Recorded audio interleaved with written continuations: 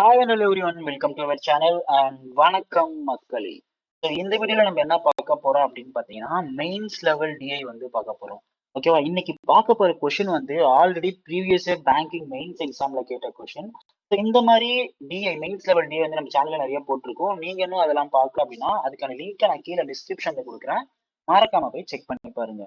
So இந்த வீடியோக்குள்ள போறதுக்கு முன்னாடி நீங்க வந்து இந்த சேனலை சப்ஸ்கிரைப் பண்ணல அப்படின்னா மறக்காம சப்ஸ்கிரைப் பண்ணிட்டு அப்படியே இந்த வீடியோ உங்க ஃப்ரெண்ட்ஸ்க்கும் ஷேர் பண்ணி விடுங்க.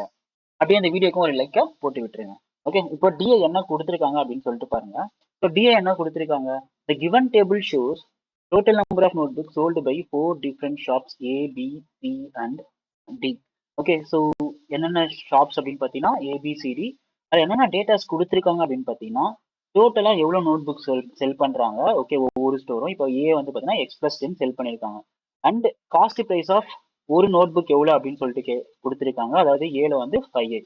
அண்ட் மார்க்அப் பெர்சன்டேஜ் ஆஃப் ஒரு நோட் புக் எவ்வளவு அப்படின்னு பார்த்தீங்கன்னா 40%.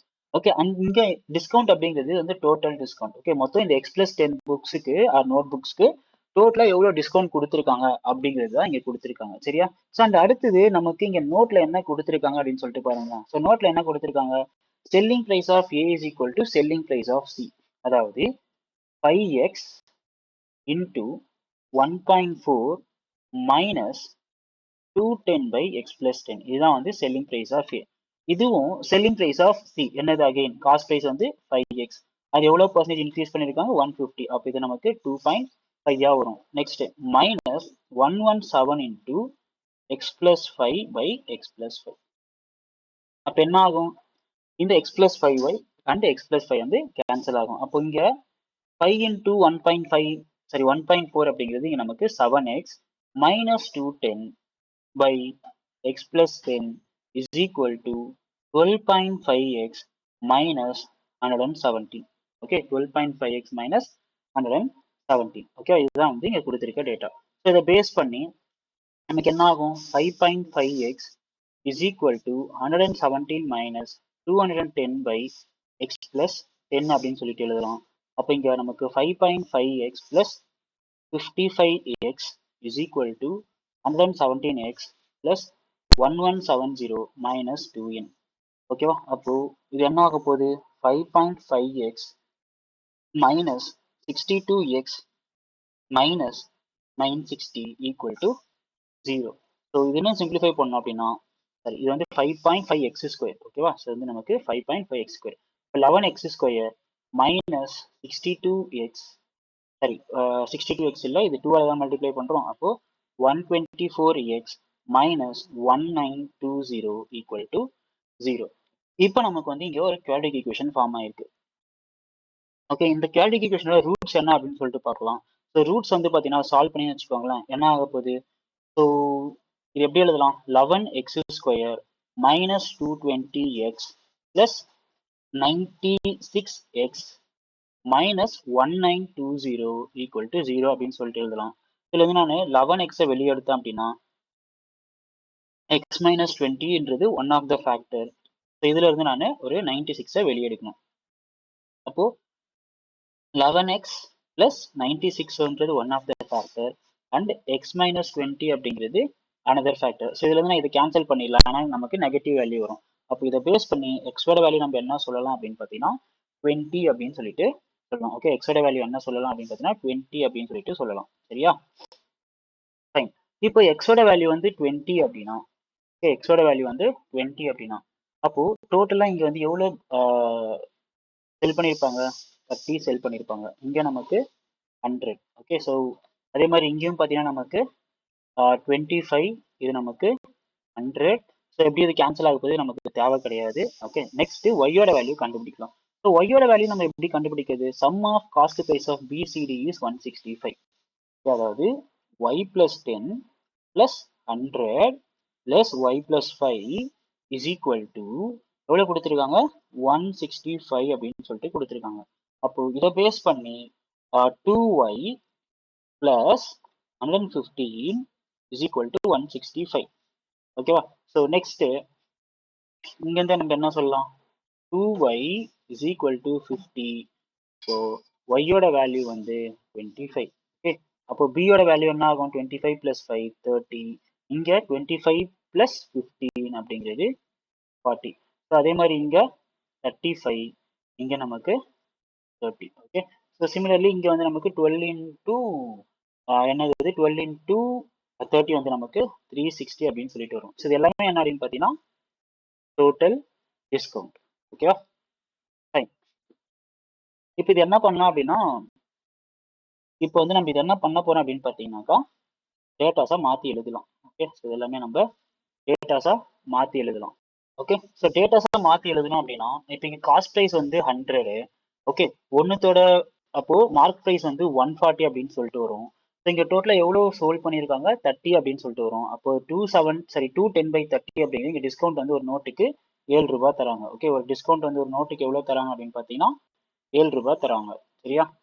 ஃபைன். ஸோ சிமிலர்லி இங்கே வந்து 30, இங்க நமக்கு 35, இது 20, அப்போ 4y, y-யோட வேல்யூ என்னது 25. ஸோ 4 இன்டூ 25 வந்து 100, 100 மைனஸ் 10 அப்படிங்கிறது 90. ஸோ 90/30 அப்படிங்கிறது நமக்கு 3 rupees தராங்க. ஓகே. இங்க நமக்கு ஆல்ரெடி இது கேன்சல் ஆயிடுச்சு. அப்போ இங்க டிஸ்கவுண்ட் என்ன விலை கொடுக்குறாங்கன்னா 117 rupees கொடுக்குறாங்க. அண்ட் 360/40 அப்படிங்கிறது நமக்கு டிஸ்கவுண்ட் வந்து 9 rupees கொடுக்குறாங்க. சரியா? இதுதான் வந்து கொடுத்திருக்க டேட்டா. ஃபைன். ஸோ இதை பேஸ் பண்ணி நான் ஆல்ரெடி டேபிள் மேக் பண்ணியிருக்கேன். ஓகே. அந்த டேபிளில் பார்த்துட்டு நம்ம அப்படியே கொஸ்டின்ஸ் உள்ள போகலாம். இப்போ ஃபர்ஸ்ட் கொஸ்டின் என்ன சொல்லியிருக்காங்க அப்படின்னு சொல்லிட்டு பாருங்க. If discount allowed by store C on each notebook increase by 2x minus 5. Okay. இங்க x ஓட வேல்யூ நமக்கு என்னன்னு தெரியும் 20 அப்படின்னு சொல்லிட்டு தெரியும். y ஓட வேல்யூ 25 அப்படின்னு சொல்லிட்டு தெரியும். If discount allowed by store C on each notebook increased by. Okay. So discount allowed. So இங்க ஆல்ரெடி டிஸ்கவுண்ட் எவ்வளவு கொடுத்துட்டு இருக்காங்க 117. ஓகே. அப்போ 2x minus 5 அப்படிங்கிறது என்னது 2 into 20 minus 5 35. ஓகே. அப்போ டிஸ்கவுண்ட் வந்து இன்க்ரீஸ் ஆச்சு அப்படின்னா அப்போ செல்லிங் பிரைஸ் வந்து அந்த அமௌண்ட் கம்மி ஆகுமா? அப்போ சியோட செல்லிங் பிரைஸ் என்னது இங்க 133. ஸோ 133ல இருந்து ஒரு 35 rupees இன்னமும் கம்மியாச்சு அப்படின்னா டிஸ்கவுண்ட்னால அப்போ அந்த நோட்டை வந்து அவங்க எவ்வளோக்கு செல் பண்றாங்க அப்படின்னு பார்த்தீங்கன்னா 98 rupeesக்கு வந்து செல் பண்றாங்க. சரியா? Next one. If marked price of each notebook at B increases by rupees M. Okay. இப்போ marked price என்னது 42. ஸோ இந்த பிரைஸ் வந்து இன்னமும் M ஆல் இன்க்ரீஸ் ஆகுது. And marked price of each notebook at D increases by Y%. So ஒய்யோட value என்னன்னு தெரியும் நமக்கு 25. இது வந்து நமக்கு B அண்ட் நெக்ஸ்ட் வந்து D. ஸோ இங்க D யோட மார்க் பிரைஸ் என்னது 48. ஸோ இது வந்து 25% இன்க்ரீஸ் ஆகுது. அப்போ 25% அப்படிங்கிறது நமக்கு வந்து எக்ஸ்ட்ராவா ஒரு 12 rupees. இது என்ன ஆக போகுது 60 அப்படின்னு சொல்லிட்டு வரும். Okay. Then market price of each notebook, okay, each shop is same. Okay. Marked price of each shop. Okay. Marked price of notebook in each shop is same. அப்போ என்ன சொல்றாங்க அப்படின்னா 42 plus M 48 plus 12 சேம் அப்படின்னு சொல்லிட்டு சொல்றாங்க.